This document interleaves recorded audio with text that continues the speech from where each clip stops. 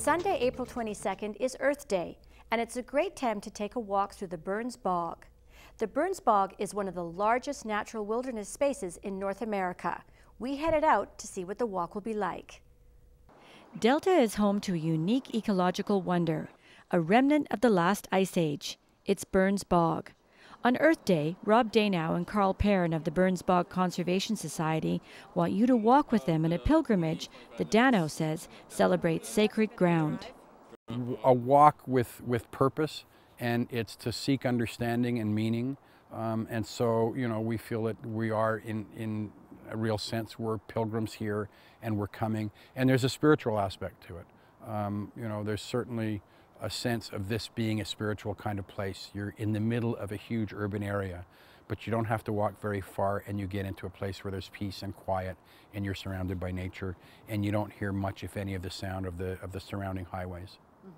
The walk begins at 2 p.m. at Planet Ice and features food, music, and multi-denominational blessings. Danow says for many people, it's their first time experiencing the wonder of the bog. It's huge. It's the largest dome peat bog on the west coast. It's the largest and maybe the only one in an urban area. If you look at it on the map and you compare it to Stanley Park, you can see that it's literally 10 times the size of Stanley Park, and yet most people who live in the Lower Mainland hardly even know it exists. But it is designated as a wilderness area. It's protected as a wilderness area, and in fact, if you and I want to go in there, we can't. So in the pilgrimage, we come to the Delta Nature Reserve, which borders the bog, so we get a sense of what it's like, but we don't actually get into the bog itself. One of the stops along the walk is at the sunken tractor. Legend has it over 30 years ago, a teenager stole the tractor, and with the police on hot pursuit, he panicked and drove it into the bog. The bog is slowly consuming the giant tractor, now a symbol of the struggle between nature and industry. Perrin says the annual pilgrimage to the bog is a reminder why the area must be protected. There's different ways of thinking about it. One is as a sacred wilderness. It's not dramatic like Cathedral Grove, or it's flat. You don't really notice it that much. If you're crossing the Alex Fraser Bridge, you see the big empty space. And to me, that makes it in a way even more valuable because it's not a comfortable place for humans to slog into, and I've done it. I've gone into the real bog several times with Don DeMille to work on building dams to keep the water table up. So it's not a place where humans are there, and that means that the birds and other species that can only survive in this kind of area have a home where they're undisturbed. And so just thinking about that, just makes me feel that this is a spiritual place. So that's one way. The other is the economic value. And the economic value is the clean air, the oxygen that it creates, the carbon that it stores underground. That's worth $5 million a year. And the water filtration. So there's lots of economic values as well to leaving it as it is. And what does Perrin hope people feel after the pilgrimage?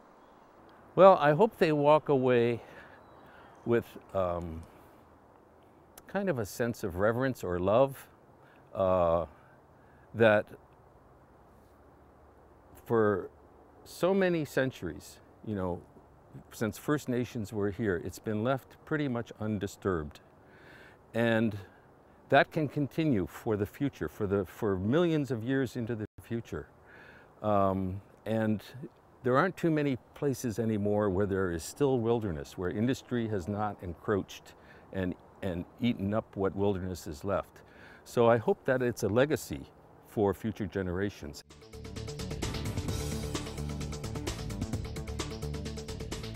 Early next Saturday morning, runners and cyclists will be hitting the streets of Ladner in the annual Delta Triathlon. Delta TV will be broadcasting the triathlon live at 9 o'clock on Saturday morning. Here's a closer look at the race. The popularity of triathlon has never been so high, with 6 million participants worldwide. And here in Delta, our annual triathlon is bigger than ever. Race director Andrew Doe says the multi-sport event is attracting people from all walks of life and fitness levels. I'm sure if you ask anyone who's done a triathlon, The one thing that they'll comment when they come away from it is that they'll realize that it isn't all necessarily people who look like they're genetically engineered for this sport. You'll see all ages, a full complement of both genders. It's not necessarily a male-dominated sport, and ages as well. And those are the people that you tend to be most impressed with. The Delta Triathlon is a sprint race. Competitors must swim 700 meters, bike 20 kilometers, and run 5. Here at Delta Magazine, we thought it would be fun if we drove the route that the runners are going to be taking on the 21st. So, let's see what these athletes are up against. Here we go. The route winds through the neighborhoods of Ladner, not far from the leisure center. Last year's winner ran it in 17 minutes and 28 seconds, a tough time to beat. We're here back at Delta Municipal Hall. This is where the bike portion of the triathlon takes off from. We thought it would be fun to find out just exactly how far and how fast the cyclists have to go for the Delta Triathlon. The bike route is a sprint race, which travels through Ladner farmland along Arthur Drive. Last year's winner cycled it in just 29 minutes and 42 seconds. Andrew says this year's triathlon has never been so popular. And why do people love it? As a sport generally, I think it's one of the fastest growing sports in the world for that matter, mainly because it does marry 3 different sports into one. With respect to the Delta Triathlon, however, we sold out in 2.5 days, I think compared to about 2.5 weeks the year before, so it's definitely popular. I mean, I just spent the whole day processing the wait list, and there's a lot of people interested in taking on this sport. Usually a lot of people who volunteered previously, and they have a look and they see what goes on, and they have friends and family that do it. And once those people sort of break the ice, so to speak, they show people what's possible, and so they want to take it on themselves. Well, and you're a triathlete, so tell me, what is it? Does it get in your blood, or is it the personal challenge of it, or what is it about it that people get hooked to it? I think because it is an individually based sport, so you're not necessarily competing with anybody but yourself. And I remember the first time I did this one after taking on the Tri Clinic myself. That was my introduction to the sport, and you come away thinking, wow, that was actually pretty good, but I'm pretty sure if I did something different I could do a lot better. When's the next race? When's the next race? And you go on and you just slowly build your way up. Delta TV will have 3 hours of live coverage starting at 9 a.m. on Saturday morning.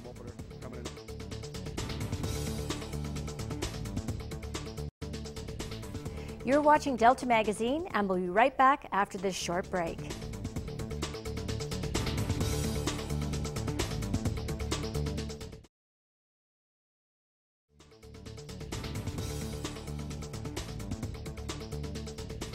Welcome back to Delta Magazine.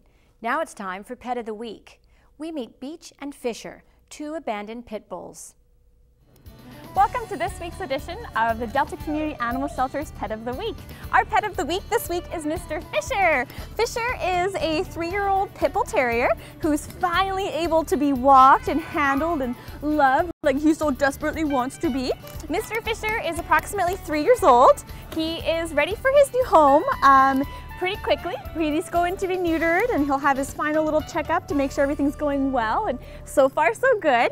We are still fundraising for his care, so if you're interested in donating towards Beach and Fisher, please visit our website or give a call to the shelter. We'll let you know what we're in need of. Mr. Fisher is just waiting to go in for a behavior assessment to see exactly what type of home he needs, but he's a very confident, easygoing mister.